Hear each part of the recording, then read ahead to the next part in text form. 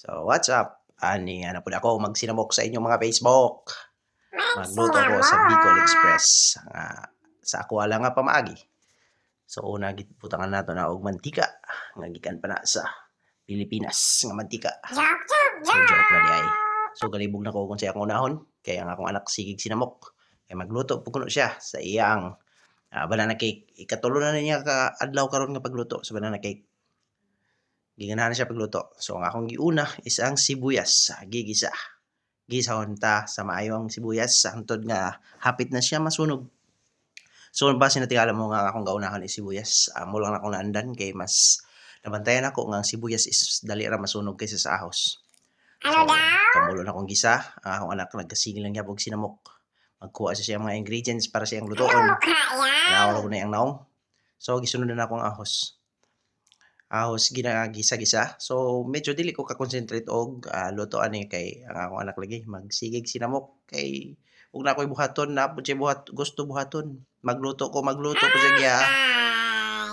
So mao kana nang hasol siya sa kuha kay sa sudlanan ko sa iyang pag-mix sa iyang banana cake. So ang sunod is ang karne baka.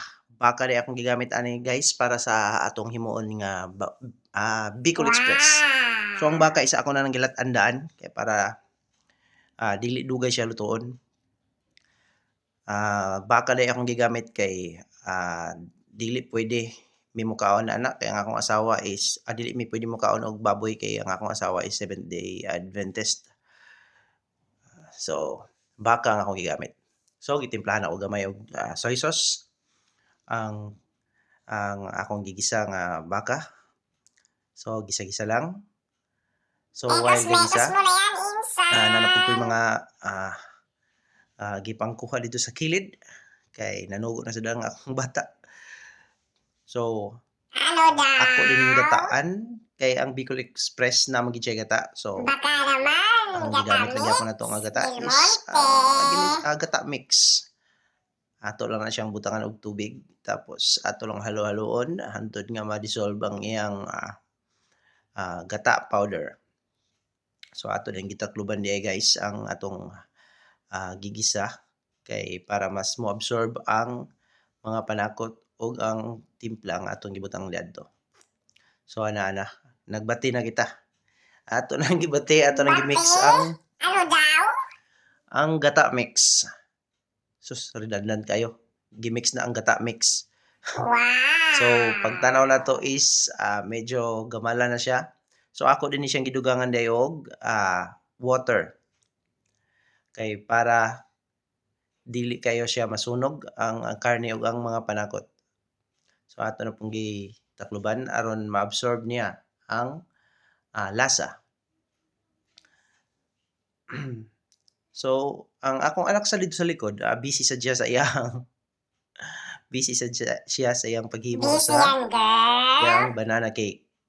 So giganahan siya paghimo sa iyang banana cake kay adtong first time siya naghimo. Dili kayo siya perfect pero gilamian siya. Second time siya naghimo gahapon na perfect niya. Tapos gidayo pa siya sa iyang inahan nga lami kayo. So karon nagluto na sa siya kay balonon daw kuno niya ugma sa ilang swimming lessons nila ugma nang swimming lessons tapos ipagdala sila og baon. So mao kato nga gusto siya maghimo karon. So gaso-aso na gid ang akong giluto guys. Aton trapuhan kay para limpyo permente ang atong kusina. So while gahulat ko din ani, medyo gisapot ako kay ngayon kadugay ba kay ani. So atong giabrihan. Ano na? So ang gisunod na to nga gibuhat ani, gi-ukay-ukay lang. Kay mahilig magig kayo dito pag ukay. Bitaw ato lang gyud siyang ukayon kay para ma-level ang iyang kuan. Pagka-spread sa mga timplada sa atong meat nga gigamit.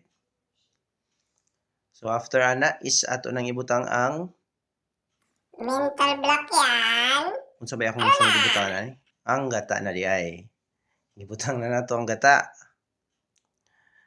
So para sa ako guys murag mas okay gyud ang katong traditional gyud nga ginagamit nato nga gata which is katong sa lubi gyud. Ahya pa nato kaguron kay the more nga kita mo'y nagkagod, mas lami ang atong pagkaluto kay atom tong hinaguan.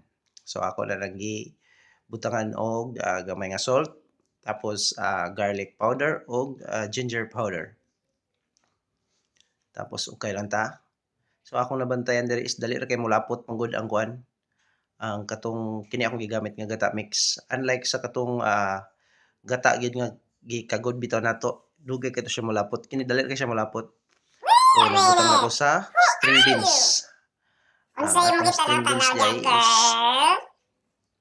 dali ra kayo ni siya maluto kay ang ilang string beans diri nga among napalit is linghod siya. Dili para sa ato diay nga medyo kuan siya, dili pud kayo siya gulang, kay ang gulang hunit naman to. So ang ila diri kay murag kanang bag-o lang gid kayo nga kuan. So nag-additionally kog tubig ana guys kay mo lagi to, dali ra kay molapot ang gata. Motong gidugangan ako siya og gamay nga tubig. Pero kini guys is humot na gid kayo siya, lami na kayo pagkakaunon. Tapos ako na pong ipa-simmer down. So ang akong gigamit nga sili is dako kayo. Isa ka dangaw. So nagsinambol sa ang akong dalaga kay magkuha na pud siya sa iyang unsay iyang panggamiton sa iyang pagalutuan. So kana murag harina na iyang gikuha og cocoa powder. So ako na ning gigutad ang sili man siguro diya, wala pa. Ako pa rin giabrihan og gibutang ang white onions. Kay dili pa rin ako pwede butangan siya og sili kay ang akong bata dili ganahan mukaon og halang. So ako sa siyang ipaluto daan. After siya maluto, ako na yung unahan og kuha ang akong bata. So ako na lang gitulawan. So akong nakuan nga medyo lami na gid siya. Tapos luto na gid siya. Kay humok naman ang karne daan kay ako naman siyang gipabukalan daan para dili na ko malangan sa pagkuan luto. So nagkuha na ko og yahong para ako lang butangan ang akong bata. Kay dili siya gakaon og halang. So ang kinahanglan sa akong bata is gamay ra, so gamay ra sad ang akong ibutang. So ako namang nakuhaan ang akong bata, so ako nang gutaron ng sili. Katong dako nga sili, giant sili. So unlike sa tuwa guys, natay labuyo, kato halang kay to siya. Nabutay ka ng gagmay kay nga sili, kato mo'y mas halang kayo.